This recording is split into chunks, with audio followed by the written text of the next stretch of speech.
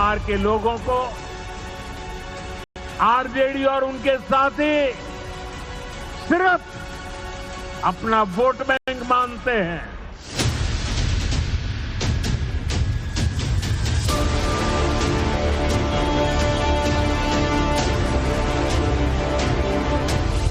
Narendra Modi vote चोरी करके, vote कटवा के, वोट बढ़ा के चुनाव जीतता है और नरेंद्र मोदी और अमित शाह की मदद हिंदुस्तान का इलेक्शन कमीशन करता है। मोदी जी ने लोकसभा के चुनाव में कहा था कि देशवासियों सावधान हो जाओ, ये कांग्रेस वाले तुम्हारी भैंस चुरा देंगे। कहा था कि नहीं?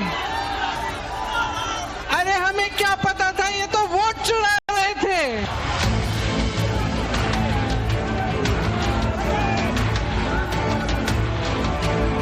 राहुल गांधी का बिहार में कोई औकात नहीं है। कांग्रेस पार्टी का राहुल गांधी को कौन सीरियसली ले रहा है? हमारे चाचा तो अब उनकी स्थिति नहीं रह गई, अचेत अवस्था में हो गए। अब खटारा सरकार हम लोगों को नहीं चाहिए 20 साल पुरानी। कांग्रेस और आरजेडी जैसे दल बिहार के लोगों का हक छीनकर घुसपैठियों को देना चाहते हैं, तुष्टीकरण के लिए।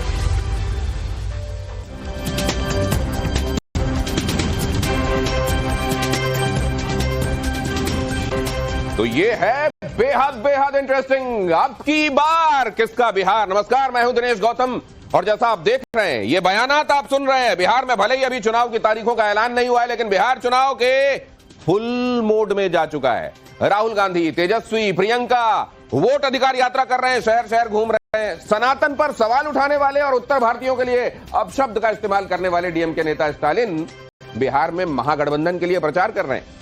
प्रधानमंत्री मोदी बिहार में चुनावी रैली का शंखनाद कर चुके हैं। प्रशांत किशोर अलग से मोर्चा खोले हुए हैं, तो ओवैसी और बाकी नेता भी ताल ठोक रहे हैं।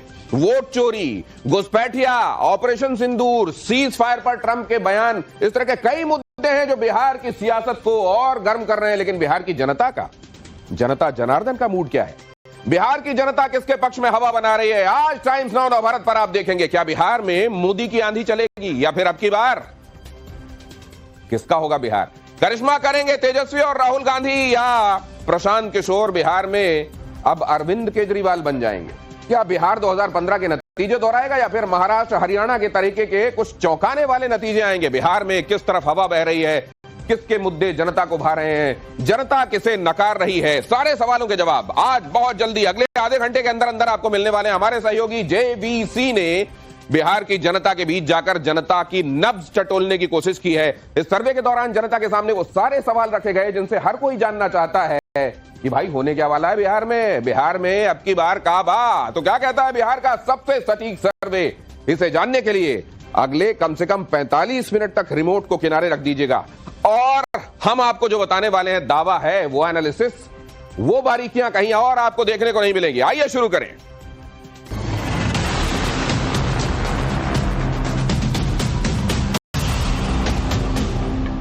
सबसे बड़ी बात तो यह कि सर्वे के नतीजे जो दिखाएंगे आपको वो रखूंगा, लेकिन उससे पहले ये सर्वे किया कैसे गया और क्यों ये साइंटिफिक है? जेवीसी ने ये सर्वे कैसे किया है ये जरा देखिए आप। इसमें सैंपल साइज बहुत महत्वपूर्ण होता है और ये बड़ा सैंपल साइज है, 63,419 का सैंपल साइज। इसमें पुरुष 34,560 हैं और महिलाएं 28,859 हैं, जिनके बीच में हम जेवीसी के जरिए गए और वहां जाकर जेवीसी ने जाना कि असल में नब्ज क्या है। कब हुआ यह सर्वे? 7 जुलाई से 18 अगस्त के बीच में। मतलब यह आपको बिल्कुल अभी का ट्रेंड बता रहा है। सर्वे का तरीका फेस टू फेस, आमने सामने बैठकर इंटरव्यू। और आपको यह भी बता दें कि सर्वे में सीट शेयर के नंबर हैं वो 2020 के सीट शेयर के हिसाब से हैं, क्योंकि अभी तक सीट शेयरिंग फाइनल नहीं हुई है। तो आज हम आपको यह सब दिखाने वाले हैं, लेकिन इससे पहले कि मैं आगे बढ़ूं और यह बताऊं एक के बाद एक कि क्या कहता है यह सर्वे, आपको यह बता दूं खास मेहमान हमारे साथ जुड़ गए हैं जो इस सर्वे को देखेंगे, अपना पर्सपेक्टिव भी सामने रखेंगे और इस तरीके से आपको मिल जाएगी वो पिक्चर जो हकीकत के एकदम करीब होने वाली है। धनंजय गिरी प्रवक्ता है भारतीय जनता पार्टी के, हमारे साथ इस चर्चा में शामिल हो रहे हैं। AK वाजपेयी बड़े सीनियर नेता हैं, वो भी प्रवक्ता हैं LJP-R के और वो वाइस प्रेसिडेंट भी हैं। अनंत विजय वरिष्ठ पत्रकार हमारे साथ इस चर्चा में जुड़ रहे हैं। JVC श्रीराम जिन्होंने ये सर्वे किया, चुनाव विश्लेषक, वो भी हमारे साथ इस चर्चा में जुड़ रहे हैं। इसके अलावा अश्विनी कुमार मिश्रा कांग्रेस के नेता हैं, हमारे साथ इस चर्चा में है। कंचना यादव प्रवक्ता हैं RJD की, हमारे साथ इस चर्चा में वो भी जुड़ गई हैं और बहुत जल्द जुड़ने वाले हैं मनीष कश्यप भी प्रवक्ता हैं जनसुराज के। तो इनके पास मैं जाऊं, लेकिन उससे पहले जरा ये देख लीजिए बिहार में सबसे बड़ा चुनावी मुद्दा, क्योंकि चुनाव तो मुद्दों पर लड़े जाते हैं ना, तो मुद्दे हैं क्या इस बार के चुनाव के, आइए वो देखते हैं। चुनावी मुद्दा क्या है इस बार का? चुनावी मुद्दा कानून व्यवस्था। सबसे बड़े जो रिस्पोंडेंट हैं, उन रिस्पोंडेंट्स में से सबसे ज्यादा जो है वो कहते हैं भैया लॉ एंड ऑर्डर है मुद्दा इस बार का। जातीय जनगणना, उसके बाद नंबर 2 23.5% रिस्पोंडेंट्स कहते हैं कि हमारे लिए जातीय जनगणना एक बड़ा मुद्दा है। राहुल इसको उठाते रहे हैं तो क्या वो उससे खुद को कनेक्ट करते हैं? बेरोजगारी 21.2% लोग कहते हैं हमारे लिए तो बेरोजगारी बड़ा मुद्दा है। ऑपरेशन सिंदूर पाकिस्तान को जवाब जैसा जो मुद्दा है 14.4% लोग इससे कनेक्ट करके खुद को देखते हैं। वोट चोरी बहुत हाल के दिनों में इसको विपक्ष की तरफ से उछाला गया है, 14% लोग कहते हैं कि हमारे लिए यह मुद्दा है।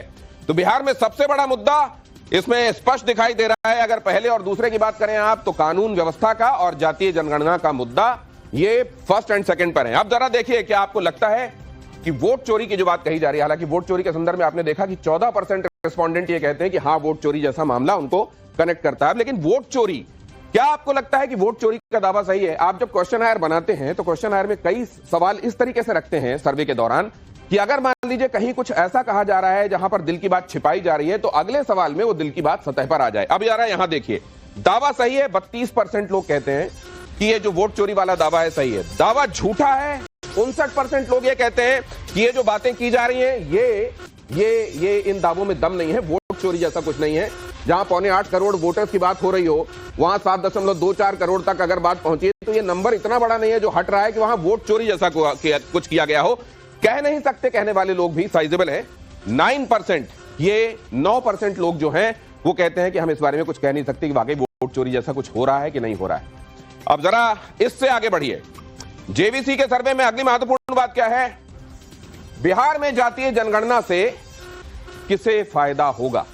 बिहार में अगर जातीय जनगणना होती है तो उससे फायदा किसको होने वाला है? ये जरा देखिए क्या कहा जा रहा है। एनडीए को 47.1%, ये ज्यादा बहुत बड़ा चंक कह रहा है कि इससे फायदा एनडीए को। महागठबंधन को 37.2% लोग ऐसे हैं जो कह रहे हैं कि फायदा होने वाला है और स्थिति वही रहेगी, इससे बहुत ज्यादा फर्क नहीं आने वाला। 15.7% लोग ये भी कह रहे हैं। सबसे बड़ा मुद्दा क्या है? उस मुद्दे में एक महत्वपूर्ण मुद्दा वोट चोरी वाला, उससे लोग कैसे खुद को कनेक्ट कर रहे हैं। और यहां आपने देख ही लिया जातीय जनगणना वाले मुद्दे पर लोग क्या कह रहे हैं। बिहार में जातीय जनगणना से किसको फायदा होगा, ये 3 महत्वपूर्ण बिंदु हैं। आइए इस चर्चा को मैं, बल्कि उधर जाने से पहले ये एक महत्वपूर्ण क्वेश्चन भी देख लीजिए जो क्वेश्चन आयर का हिस्सा था और जिसके रिस्पोंडेंट्स ने क्या कहा वो बहुत महत्वपूर्ण है। बिहार में आज चुनाव हुए तो किस समाज का वोट किसको मिलेगा? आप जानते हैं कि बिहार में यह कहा जाता है कि बाकी जगहों पर बेशक दुनिया आगे बढ़ गई हो, लेकिन आज भी जातीय मुद्दे बिहार की सियासत को जकड़ कर रखते हैं। अगर ऐसा है तो फिर EBC एक्सट्रीमली बैकवर्ड क्लास, अगड़े, महादलित, गैर यादव ओबीसी, पासवान और इधर यादव मुस्लिम MY वाला जो समीकरण है वो कौन किसकी तरफ जा रहा है, क्योंकि ये माना जाता है कि मोनोलिथिक तरीके से लगभग ट्रांसफर होते हैं किसी पार्टी की तरफ। तो अब देखिए EBC एनडीए की तरफ 60% जाएगा, महागठबंधन की तरफ 24%, जनसुराज की तरफ अगर गया तो 7% और अन्य की तरफ 9%। ये कहा जा रहा है EBC का जो ट्रेंड दिखाई देगा। अगड़े किधर जाएंगे? 60% एनडीए के साथ जाएंगे, 17% महागठबंधन के साथ, जनसुराज के साथ 22%, 1% अन्य की तरफ जा सकते हैं। आप चले आइए जरा महादलित की तरफ। एनडीए की तरफ 45%, महागठबंधन की तरफ 35%, जनसुराज की तरफ 12% और अन्य की तरफ 8%। ये जो आंकड़े दिख रहे हैं उसमें बिटवीन द लाइंस भी बहुत कुछ है, आप भी नोट करते रहिए, मैं भी, और फिर आगे आपको बताऊंगा। अब जरा इधर आ जाइए, महादलित 45%, 35%, 12%, 8% के बाद गैर यादव ओबीसी 70% एनडीए के साथ, महागठबंधन के साथ 15%, 12% जनसुराज और अन्य के साथ 3%। अब जरा चले आइए पासवान किधर जाएंगे? 65% एनडीए के साथ, 25% महागठबंधन के साथ, जन सुराज के साथ 7% और 3% अन्य के साथ। आप देख रहे हैं जन सुराज भी ठीक ठाक वोट अपनी तरफ से लेता जा रहा है, लेकिन अगर ये जाएगा वोट तो नुकसान किसको करके जाएगा ये आप आगे सुनेंगे चर्चा में। यादव और मुस्लिम MY वाला जो फैक्टर है वो किधर जाने वाला है? एनडीए की तरफ 5%, मतलब बहुत ज्यादा इसमें तब्दीली हो सकता है। पसमानदा वाला जो मुसलमान है वो कुछ इधर आ रहा हो, वरना तो ये 5% बहुत बहुत छोटा सा चंक है। लेकिन ये जा कहां रहा है? महागठबंधन की तरफ जो साइजेबल चंक जा रहा है वो वही है MY वाला 75% आपको यहां दिखाई दे रहा है। जन सुराज की तरफ ये 15% है और अन्य की तरफ ये 5%। अब ये अन्य और जन सुराज ये महत्वपूर्ण इसलिए हैं क्योंकि कितना ये खेलेंगे उससे ज्यादा महत्वपूर्ण है कितना ये खेल बिगाड़ेंगे। और उसमें अगर आप देख रहे हैं तो जन सुराज का ये जो 22% और 12% है, ये अगड़े और महादलित के हिसाब से ये एक बड़ी चुनौती है। और उधर आप अन्य के हिसाब से देख लें तो 9% आपको जो EBC का दिखाई दे रहा है और 8% जो आपको दिखाई दे रहा है महादलित का, ये बड़ा इंपॉर्टेंट है। ये जाएगा तो किसकी तरफ से जाएगा ये भी महत्वपूर्ण है। जाहिर है उसकी तरफ से जाएगा जिसकी तरफ ये ज्यादा होगा। पहले जिसकी तरफ ये ज्यादा होगा उसकी तरफ से हटेगा तो जाहिर है वो प्रशांत किशोर की तरफ से जाएगा। तो क्या इसको इसी तरीके के ट्रेंड के साथ देखा जाना चाहिए? आइए चर्चा की शुरुआत करते हैं। सबसे पहले तो जरा अभी तक JVC श्रीराम चुनाव विश्लेषक हमारे साथ हैं, उनके पास यह जानने के लिए पहुंचता हूं कि सर कोई ऐसी बात जो आप समझते हैं कि बड़ी महत्वपूर्ण है और वो उस तारीख के बाद घटी है जब आपने ये सर्वे किया, या सब कुछ लगभग वो जो महत्वपूर्ण है वहां के चुनावों के संदर्भ में आपने शामिल किया है? मनीष कश्यप भी बाय द वे जुड़ गए हमारे साथ, स्क्रीन में नजर आ रहे हैं, उनका भी स्वागत करता हूं JVC श्रीराम से। लेकिन पहले ये सवाल, has everything been incorporated which is significant sir? या एवरीथिंग हैज बीन इनकॉर्पोरेटेड, पूरा इनकॉर्पोरेट कर दिया जी। क्या है हमारा पास 2-3 थिंग्स करता है। एक डेटा एनालिसिस है, पास्ट ट्रेंड्स कैसा हो रहा है और अभी ग्राउंड का सर्वे कैसा है, मूड क्या है। और मूड के लिए कास्ट पे बात कर सकते हैं।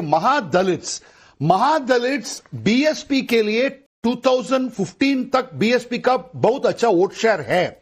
उसका वोट शेयर थोड़ा महागठबंधन के जा रहा है, बट 12% सिग्निफिकेंट जन सुराज का जा रहा है। ठीक है। और भूमियार का कैंडिडेट्स जन सुराज फील कर सकते और राजपूत कैंडिडेट्स फील कर सकते। This 22% will stay with Jan Suraaj. नहीं फील कर सकते, that will move towards the BJP because केंद्र है जन तो आप सुराज कह रहे हैं का सर वोट जो मिल भी रहा महत्वपूर्ण है वो इनकॉर्पोरेट किया गया है। मैं इसमें ये आगे ये भी आपसे जानूंगा कि ये जो यात्रा निकाली जा रही है अभी इंडी की तरफ से, वो कितना ग्राउंड में चीजों को, सिनेरियो को बदल सकती है। लेकिन उससे पहले जरा जाऊं मैं अनंत विजय, अभी तक जो आपने देखा इस सर्वे में जो महत्वपूर्ण बात आपको समझ में आ रही है, जो उल्लेखनीय है, अंडरलाइन करने वाली है, वो क्या है? देखिए, इस सर्वे में 2 उल्लेखनीय बात दिनेश जी मुझे समझ में आती है। एक तो वोट चोरी का मुद्दा नहीं है, ये मैं पहले दिन से कह रहा हूं। तेजस्वी जी ने जिस प्रकार से कानून व्यवस्था का मुद्दा उठाया था उसको उन्होंने पता नहीं जाने किस प्रभाव में या दबाव में उन्होंने छोड़ दिया, क्योंकि जिस प्रकार अस्पताल में दिन दहाड़े घुसकर दिनेश जी हत्या हुई थी और सरेआम बिहार की जनता ने उन हत्यारों को देखा था फरार होते, हत्या करके अस्पताल से पिस्टल लहराते हुए बाहर निकलते हुए, एक बड़ा मुद्दा बन सकता था कानून व्यवस्था का। उसके ठीक पहले एक कारोबारी की हत्या हुई थी गांधी मैदान के पास, वो भी एक बड़ा मुद्दा, और तेजस्वी जी ने ठीक उसका टेम्पो बनाया था कानून व्यवस्था के मुद्दे को लेकर। लेकिन ये वोट चोरी के मुद्दे में पता नहीं क्यों उन्होंने स्थानीय मुद्दे को अभी फिलहाल छोड़ा हुआ है। हो सकता है भविष्य में उसको उठाए। तो ये जो चुनावी मुद्दा दिखा रहा है आपका सर्वे, मुझे लगता है कि पूर्व में भी और भविष्य में भी सबसे बड़ा चुनावी मुद्दा यही होगा। और वोट चोरी का कोई प्रभाव, ये अकादमिक मुद्दे तो सर आप ये जो बात आनंद विजय कह रहे हैं कि लॉ एंड ऑर्डर ही मुद्दा रहने वाला है, तो फिर वो लोग जो कहते हैं कि जंगल राज से हम निकाल कर लाए हैं बिहार को यहां तक, फिर उनकी बातें वो लोगों के बीच में कैसे रेजोनेट होंगी ये भी मैं आपसे समझूंगा। लेकिन मनीष कश्यप के पास जाना चाहता हूं। मनीष कश्यप, ये अगड़े में आप एक 22% का साइजेबल चंक ले जा रहे हैं सर्वे के हिसाब से, महादलित में 12% ले जा रहे हैं, मुस्लिम भी 15% आपकी तरफ ये दिखाई दे रहा है कि आपकी तरफ जाएंगे। इस तरह के ये वोट ले जाने के साथ आप ये क्या आप वोट काटेंगे अलग अलग पार्टियों के, या आप अपनी उपस्थिति ऐसी दर्ज कराएंगे कि जो एक पॉलिटिकल पार्टी की होनी चाहिए? दिनेश जी देखिए, आज से 6 महीना पहले कोई जनसुराज को कंसीडर भी इस लेवल पे नहीं करता था। आज अब कंसीडर कर रहे हैं कि कम से कम हम लोग जो है वो 22%, अगड़े का, महादलित का जो है 12%, उसके बाद से पासवान का जो है 7%, मुस्लिम का जो है 15% हम लोग वोट जो है ले रहे हैं। आज आप ये कह रहे हैं अभी भी चुनाव में 90 दिन बाकी है और बिहार का जो भी एक्चुअल मुद्दा होता है उस मुद्दे पे जो है वो जनसुराज ही बात करती है। तो यकीन मानिए कि 90 दिन के अंदर अंदर सिनेरियो बदलने वाला है और प्रशांत किशोर के साथ जो है बिहार वो चलने वाला है। मनीष जी ये तो आप अच्छी बात है। देखिए, आपको इसी तरीके से अपनी पार्टी की बात रखनी चाहिए जैसे आप रख रहे हैं, लेकिन वोट आप किसका ज्यादा खींच ले रहे हैं अपनी तरफ? आपकी तरफ इंडी वाला आदमी ज्यादा जा रहा है, आपकी तरफ एनडीए वाला आदमी ज्यादा जा रहा है। कह रहे हैं कि आप लोगों का पढ़े लिखों में धमक है, तो वो कौन से तरह के लोग हैं, किस तरफ वो असल में इंक्लिनेशन रखते हैं जो आपकी तरफ जाएंगे? नहीं। किसका वोट काटेंगे आप? लोगों के साथ साथ, पढ़े लिखे लोगों के साथ साथ बिहार में जो दिन में जो डाका डाल रहे हैं, जो अधिकारी जो करप्शन के नाम पे डाका डाल रहे हैं और जिससे बिहार के लोग परेशान हैं, वो लोग भी जनसुराज के साथ। धनंजय गिरी, प्रवक्ता भारतीय जनता पार्टी के, एक इनिशियल कमेंट उनसे रिमार्क लेता हूं। धनंजय गिरी, ये जो आपने देखा शुरुआत में, क्या दिखाई दे रहा है आपको इस बार? पहले से आपकी तस्वीर सुधर रही है, बिगड़ रही है, वैसी रहेगी, क्या होगा? नहीं, देखिए, नीतीश कुमार, नरेंद्र मोदी के नेतृत्व में जो बिहार का विकास हुआ है, आप देखेंगे पिछले 20 साल से हम बिहार में हैं। क्यों? क्योंकि राजनीति में एक प्रो इनकम्बेंसी का शुरुआत हुई है। आज जो लोग इंडिया अलायंस के लोग सड़क पे घूम रहे हैं, चमचमाती हुई सड़कों से उनकी आंखें चकाचौंध है। वो रोड पर घूम रहे हैं, हम रोड मैप लेके खड़े हैं। हमने कितना काम किया है और आगे कितना काम करेंगे। रोड पर घूमने से नहीं वोट मिलता है। राहुल गांधी कहते हैं कि मैं इतना घूमा, इतनी भीड़ आ गई, वोट क्यों नहीं मिला? भीड़ भारत का भविष्य नहीं। धनंजय जी, बड़ी विनम्रता से एक सवाल का जवाब आपसे चाहता हूं। अगर ऐसा है सर, आप वाकई प्रो इनकम्बेंसी बात कर रहे हैं, तो ये लॉ एंड ऑर्डर अभी भी नंबर 1 मुद्दा क्यों दिखाई दे रहा है? नंबर 1। नंबर 2, अगर ऐसा होता ही तो फिर आपको ये झड़ी क्यों लगानी पड़ती कि लो पेंशन बढ़ा देते हैं, लो किसान सलाहकार तुम भी ज्यादा पैसा लो पहले से, तुम लो संविदा वालों तुम भी ज्यादा, फिर ऐसा क्यों करना पड़ता आपको? आपसे उससे ज्यादा विनम्रता से मैं आपको जवाब देता हूं कि जब कांग्रेस ने सत्ता छोड़ी तो 13,132 करोड़ का बजट था। जब उन्होंने लालू के ललटेन में तेल डाला 15 साल तक 23,326 करोड़ का बजट था। आज 3,27,000 करोड़ के बजट तक हम ले गए। तो हम तो विकास को सतत प्रगतिशील करते जा रहे हैं। हम अकेले मेट्रो का बजट 13,665 करोड़ का, 23,665 करोड़, 13,665 करोड़ का लेके आए। कांग्रेस के पूरे स्टेट के बजट से ज्यादा हम अकेले एक प्रोजेक्ट का बजट लेके आए। तो 200 का पेंशन था, हम उसको 400 किए, आज 1200 किए। तो हम तो लगातार सतत विकास करते जा रहे हैं। अब राहुल गांधी अपनी दीदी को लेकर के आए हैं, लेकिन नरेंद्र मोदी के साथ करोड़ों दीदी खड़े हैं जो लखपति दीदी बनी है, जो ड्रोन दीदी बनी है। हमें मौका मिलता है तो हम समाज के लिए काम करते हैं, इन्हें मौका मिलता है परिवार के लिए काम करते हैं, हम प्रजातंत्र के लिए काम करते हैं। मोदी के सहारे नैया खेली जाएगी, आप ये कह रहे हैं? आप मैं देख रहा हूं कि मोदी पर आपका जोर ये बताता है कि आपका खेवनहार कौन है। लेकिन मैं आगे बढ़ूं उससे पहले जरा AK वाजपेयी जी, बहुत जल्दी से आपसे जानना चाहता हूं। उस सवाल का बहुत अच्छा जवाब तो नहीं मिला। पहले से और अच्छी, बहुत अच्छी तस्वीर, बहुत मजबूत तस्वीर, उतनी ही वैसी ही प्रो इनकम्बेंसी के तहत जैसा आपने देखा, या पहले से कम? ईमानदार विश्लेषण आपका, सर्वे सामने है आपके। देखिए दिनेश जी, ऐसा है, जो हम लोगों ने टारगेट फिक्स किया है और जो काम जमीन पे चल रहा है उसके हिसाब से तो 2025 225 एनडीए लेके आने वाला है। और ये ऐसे ही खोखला दावा नहीं है हम लोगों का, जमीन पे जाके काम कर रहे हैं। अभी तो इन्होंने तो यात्रा करी है, हमने तो जाके घर घर जाके लोगों से मिले हैं, district wise, block wise meeting की है, उसके बाद रैलियां भी करी हैं। अरे सर, लेकिन पे रैली पिछली बार तो साथ में नहीं थे ना आप लोग? 13 से 14 लाख करोड़ का। दूसरे लोग ये भी कहते हैं कि एलजेपी से जब पूछिएगा तो उनसे पूछ लीजिएगा कि उनके हेलीकॉप्टर की तरह तो उनका आकलन नहीं, कहीं ऊपर से तो नहीं देख रहे हैं चीजें, ग्राउंड वाली छोटी छोटी दिख रही हो या बड़ी बड़ी, कुछ उनका करीब न जाने, एक्चुअलिटी दिख रही है उनको? दिनेश जी 100% रिजल्ट आया 2024 में। अरे 2024 में 100% रिजल्ट, 2014 में 100% रिजल्ट। हम लोग काम के बरते जीते हैं और असेसमेंट कभी गलत नहीं होती है।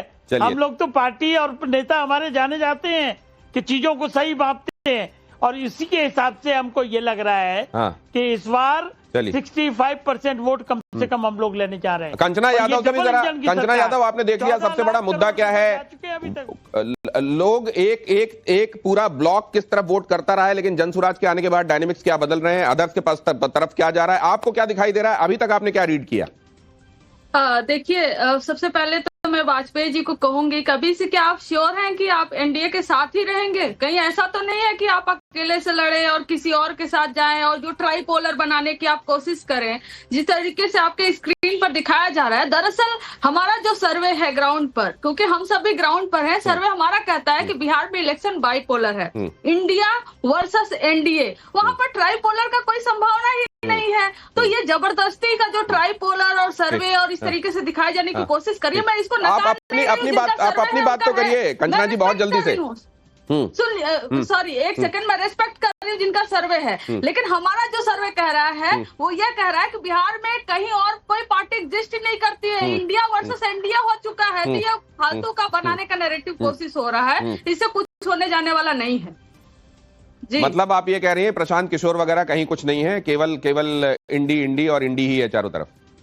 देखिए, नहीं, पिछली बार भी 2020 में एक पार्टी लॉन्च हुई थी, प्लूरल्स पार्टी करके, वो भी हवा में ऐसे ही उड़ गई। उनको भी एक ट्राइपोलर बनाने की कोशिश हो रही है, हर साल होता है ये एक्सपेरिमेंट, बीजेपी के द्वारा होता रहता है कि एक नई पार्टी लॉन्च करो, वो विपक्ष वालों का वोट कटवाओ, लेकिन ऐसा कुछ होता नहीं। इलेक्शन बिहार में बाइपोलर होकर देखिए, मैं बहुत जल्दी से जरा, कांग्रेस से भी आपके साथी है, लेकिन आपने एक पृष्ठभूमि बना ली है, तो अब उनको जवाब देने में यहाँ आसानी रहेगी। अश्विनी कुमार मिश्रा, आपसे भी जानना चाहता हूँ, मामला कितना हंकी डोरी आपके प्रोस्पेक्ट्स के हिसाब से दिखाई दे रहा है, क्योंकि यहां पर देखते चलिएगा हम क्या सर्वे में क्या फाइंडिंग्स है वो आपके सामने रख रहे हैं।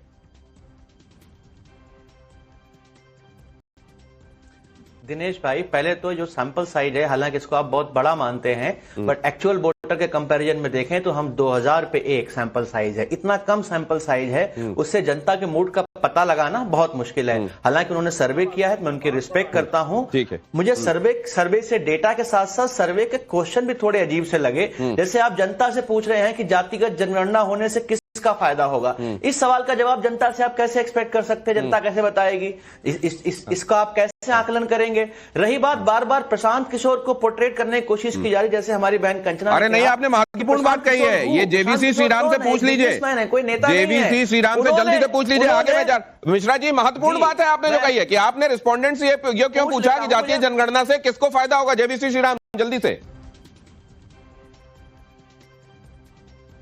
ये इसे 18% ऑफ द वोट्स पहले 2020 पे इंडिपेंडेंस और छोटा पार्टीज का गया, इसका रिकॉर्ड पे है।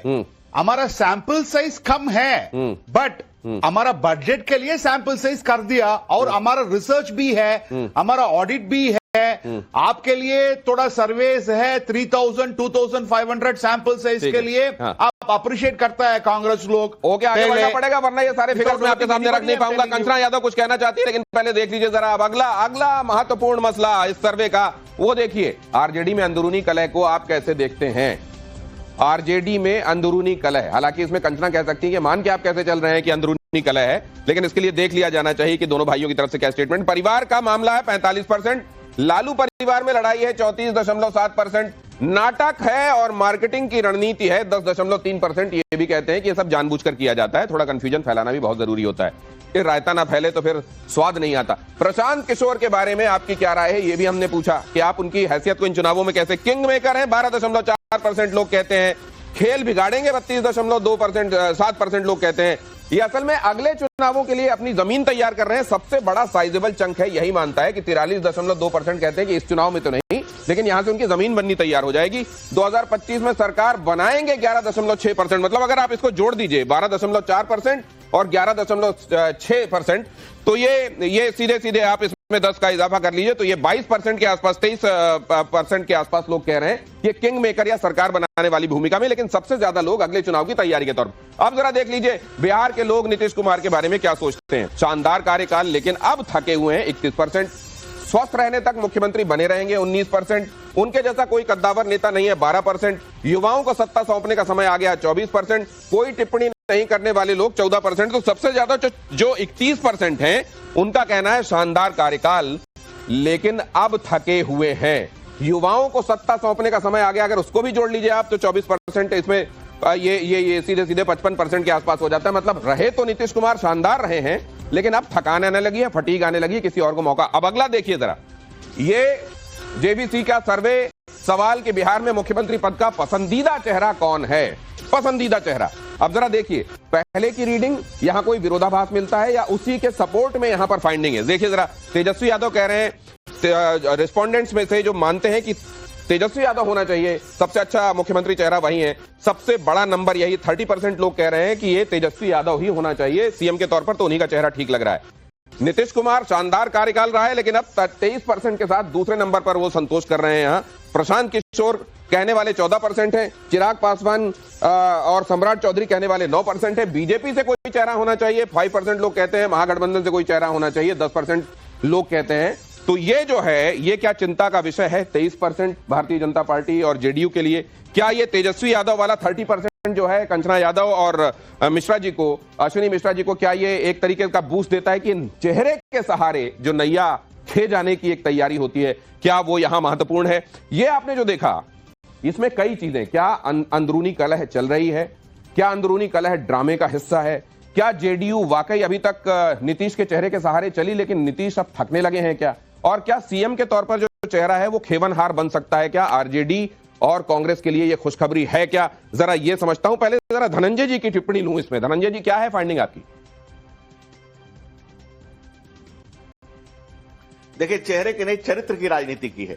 नीतीश कुमार के बेदाग चरित्र ने दिल्ली से लेकर के बिहार तक की जो उनकी राजनीति की यात्रा रही है, नरेंद्र मोदी और नीतीश कुमार बेदाग चरित्र के व्यक्ति रहे हैं लगातार पूरी जीवन यात्रा में। और जहां तक आप बात करेंगे उधर की, तो आप देखेंगे कि बिहार के चुनाव में, एमएलए के चुनाव में तेजस्वी बार बार कह रहे हैं कि हम राहुल जी को प्रधानमंत्री बनाएंगे। एमएलए के चुनाव पता नहीं कैसे प्रधानमंत्री बनाएंगे, लेकिन कांग्रेस के मुंह से कभी नहीं निकल रहा है कि तेजस्वी, हालांकि उनकी सत्ता नहीं आने वाली, बावजूद बेचारे के संतोष के लिए भी राहुल जी बोल देते कि हमारे, लेकिन कांग्रेस नहीं बोल रही है। कांग्रेस के कंधे छिल गए लालू परिवार की पालकी ढोते ढोते। ये पालकी उतारो यात्रा है, कांग्रेस को कोई सीट देने के लिए राजद तैयार नहीं था। तो राहुल जी रोड पर जो मेहनत कर रहे हैं वो कुछ चंद सीटों की मेहनत कर रहे हैं, उनके छिल रहे हैं। साल आपकी साथ दोगे पालकी। और धनंजय जी को ये पीड़ा हो रही है, अश्विनी जी इसको समझ रहे हैं, इसीलिए उंगली खड़ी कर रहे हैं। आइए उनके पास चले, अश्विनी जी जल्दी से। बिल्कुल, लोकतंत्र में परिवार तंत्र की पीड़ा है। चरित्र की बात की इन्होंने, भारतीय जनता पार्टी के चरित्र और जेडीयू के चरित्र की बात की दिनेश जी।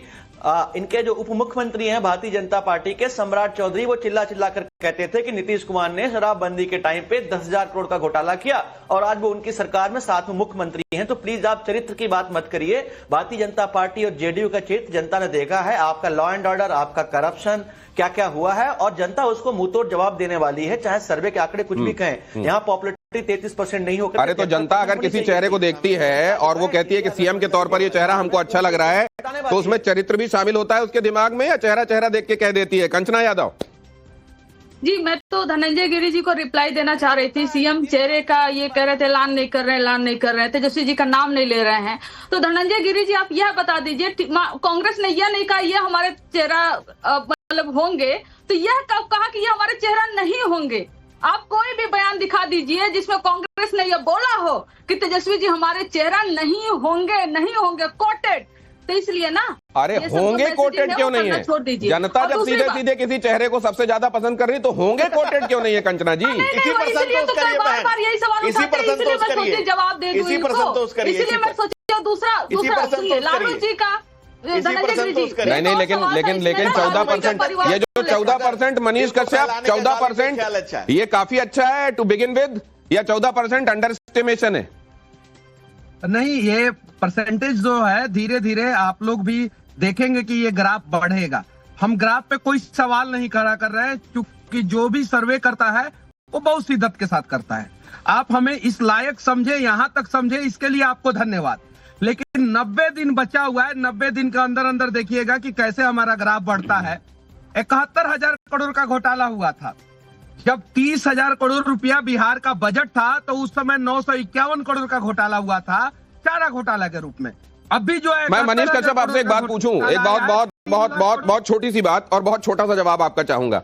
अगर आप अपने आप को थोड़ा अलग करके ये बताएं कि आप अपनी आइडियोलॉजी को किसके ज्यादा करीब मानते हैं, भारतीय जनता पार्टी खेमे के या आरजेडी वाले खेमे के?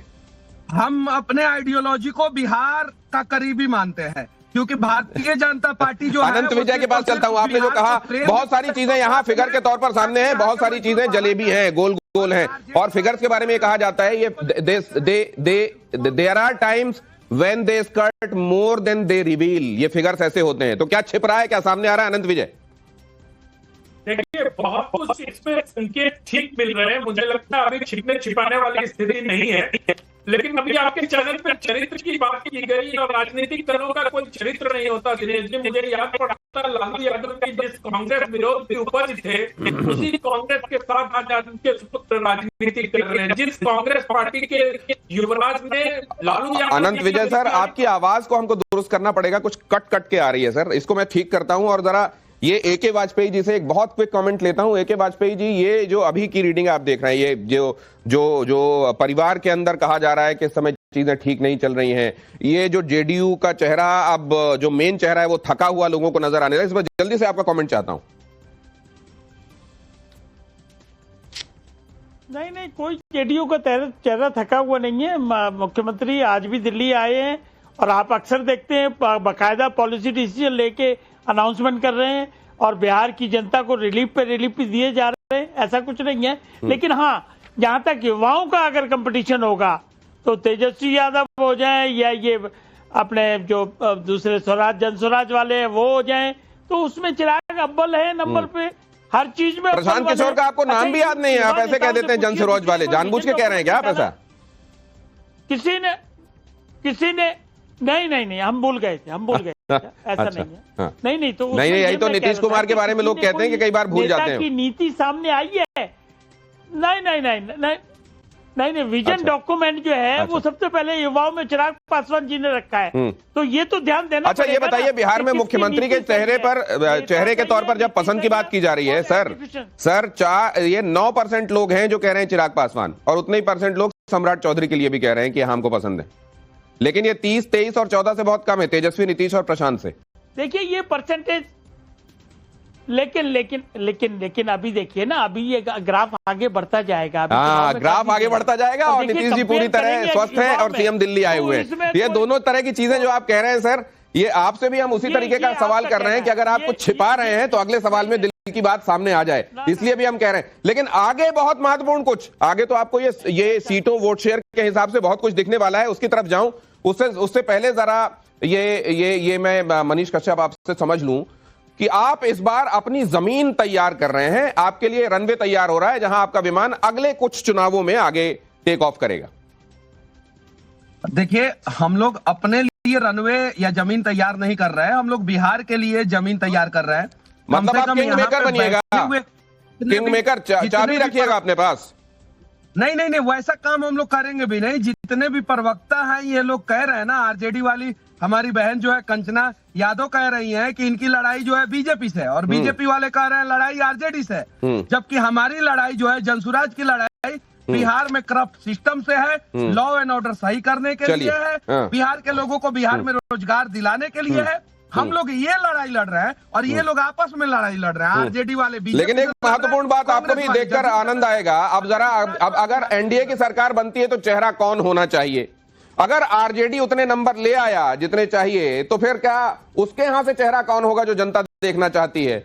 वोट शेयर किसकी तरफ कितना आज अगर चुनाव हो जाए तो जाएगा, और सीट कितनी हो सकती है आप भी जानना चाहते हैं, मैं भी। आइए चलिए देखते हैं ये महत्वपूर्ण जो सवाल हैं उनके जवाब में लोगों ने क्या कहा है, क्या तस्वीर उभरती हुई दिखाई देती है। बहुत जल्दी से प्ले कीजिए, समय एकदम कम है, बहुत महत्वपूर्ण चीजें आपके सामने रखनी है। अगर आज चुनाव हुए तो बिहार में किसको कितना वोट जाता हुआ दिखाई दे रहा है? NDA 42% to 46%, Mahagathbandhan 37% to 41%, Jan Suraaj party 9 to 11%, अन्य 7 टू 8%। मतलब ये जो है 42 से 46% वोट के साथ एनडीए सबसे आगे दिखाई दे रहा है। महागठबंधन 37 से 41%, लेकिन यहां फर्स्ट पास द पोस्ट में आप जानते हैं कि परसेंटेज जो दिखता है उसके मुकाबले जिसके पास एक वोट से भी सीट आ जाए महत्वपूर्ण वो होती है, उसकी तरफ जाएंगे। लेकिन जनसुराज पार्टी 9 से 11%, ये भी महत्वपूर्ण है। अब ये किसके खाते से ये गए और जनसुराज के यहां वोट बने, या दोनों में से कुछ लिया और यहां पर बना, तो इसमें फिर बहुत कम में बहुत बड़े बड़े फैसले होने लगेंगे। आपको ये मालूम है कि फिर ऐसे में मार्जिन कम होता है और छोटे में से जीत हार होती है, तो ये महत्वपूर्ण है। अब जरा नेक्स्ट फाइंडिंग देखिए, ये भी महत्वपूर्ण है। आज चुनाव हुए तो बिहार में एनडीए को कितनी सीटें मिलेंगी, परसेंटेज तो आपने देख लिया। आप जरा देखिए, बीजेपी 64 और बीजेपी 17 पर लीड करती हुई दिखाई देगी, तो आप इसको जरा जोड़ लीजिए। जेडीयू 29, ये पूरा का पूरा ब्लॉक बन गया आपको, और जेडीयू 2 में आगे ये पूरा बन गया ऐसा जो सरकार बनाने के लाए। और यहां देखिए एनडीए के दूसरे साथी 6 और एनडीए के दूसरे साथी आगे 18, तो ये कुल मिलाकर 243 वाली विधानसभा में हाफ वे मार्क आराम से। अब जरा इधर चले आइए, आज चुनाव हुए तो क्या होगा एनडीए के हिसाब से। आरजेडी को 37 सीटें मिलेंगी, आगे 15 पर रहेंगे।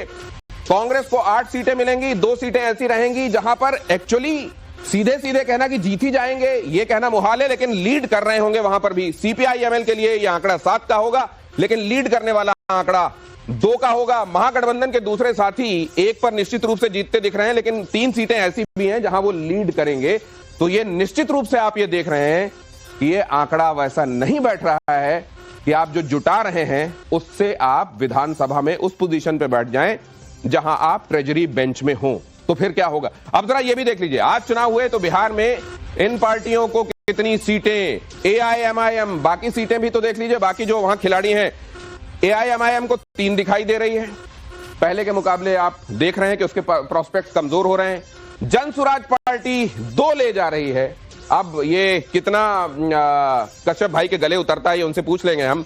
बीएसपी को 1 सीट दिखाई दे रही है। तो ये कुल मिलाकर ये है स्थिति। अगर आज चुनाव हुए तो किसको कितना वोट शेयर मिलेगा, आज चुनाव हुए तो किसके लिए कितनी सीटें हैं, और उसमें जो मैं भी चुनाव में हूं वाली पार्टियां हैं उन पार्टियों की स्थिति क्या दिखाई दे रही है। अब जरा सरकार के हिसाब से आप देखिए कि क्या स्थिति बन रही है। एनडीए के पास 136 और ये हाफ वे मार्क से निश्चित रूप से ज्यादा और सरकार बनती हुई दिखाई दे रही है एनडीए की। महागठबंधन सब कुछ जोड़ जाड़कर 75 पर जाता हुआ दिखाई दे रहा है, लेकिन जाहिर है 243 वाली विधानसभा में 75 से तो काम चलेगा नहीं। अन्य 6 पर हैं, अगर 75 6 वालों को भी ले आए तो वो आंकड़ा नहीं बन रहा है। कांटे की टक्कर वाली सीटें 26 हैं ये, और ये जो कांटे की टक्कर वाली जो सीटें हैं ये कहा जा रहा है कि इनमें से ज्यादातर महागठबंधन की तरफ ही जाती हुई दिखाई दे रही हैं। और अगर यहां हम दिखा सकें कि वो सीटें कौन सी हैं तो ये भी देख लीजिए। मिथिला की 3, इन 26 सीटों पर कांटे की टक्कर हो सकती है। मिथिला की 3 सीटों पर, सीमांचल की 1 सीट है, तिरहुत की 3 सीटें हैं, मगध की 6 सीटें हैं, भोजपुर की 8 और अंग क्षेत्र की 5 सीटें। ये वो सीटें हैं जहां टफ फाइट है, लेकिन जो एडवांटेज है वो इंडी की तरफ है, वो आरजेडी कांग्रेस की तरफ मामला बनता हुआ दिखाई दे रहा है। अब तो पर्चा आउट हो गया, अब सब कुछ सामने सामने है। अब देखते हैं किसको क्या कहना है। बहुत जल्दी कमेंट्स लेता हूं। धनंजय गिरी जी, आपसे शुरुआत। देखिए, लोकमत, जनमत, अभिमत, बहुमत, ये लोकतंत्र में जनता मालिक है। और हम लोगों ने जो नारा दिया है 2025 225, और हम जनता के कदमों में। अरे सर, तो ये तो आपके हिसाब का ही दिख रहा है, इसमें धन्यवाद कर देते कम से कम। बिहार को जितना ये तस्वीरें आज धन्यवाद वाली दिखाई दे रही हैं, हालांकि इसमें होगा क्या कोई नहीं जानता।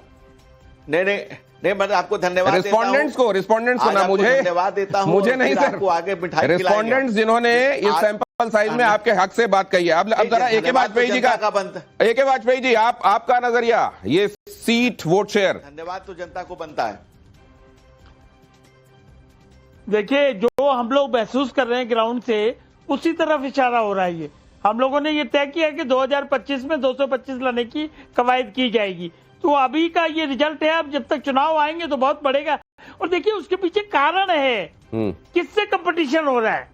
वो जंगल राज वाले, लूट लुटाने वाले। तो फिर लॉ एंड ऑर्डर मुद्दा नंबर 1 क्यों है सर? वही तो मैं जानना चाहता हूँ। आइए अश्विनी कुमार मिश्रा के पास चले। अश्विनी कुमार मिश्रा, 75 नहीं, आपका है श्योर शॉट 75, ये आपके हिसाब से ज्यादा कम है? ये इसमें 100 कम से कम और जोड़ दीजिए, कम 175 से 200 तक सीटें लेके आएंगे हम, हो सकता है उससे ज्यादा भी लेके आए। और ये ग्राउंड पर दिख रहा है, ये ऐसे तो फिर अगर जोड़ना ही था, इसी तरह से जोड़ना है तो 100 से ज्यादा जोड़िए ना। साखियों पे आके सरकार खड़ी हो गई।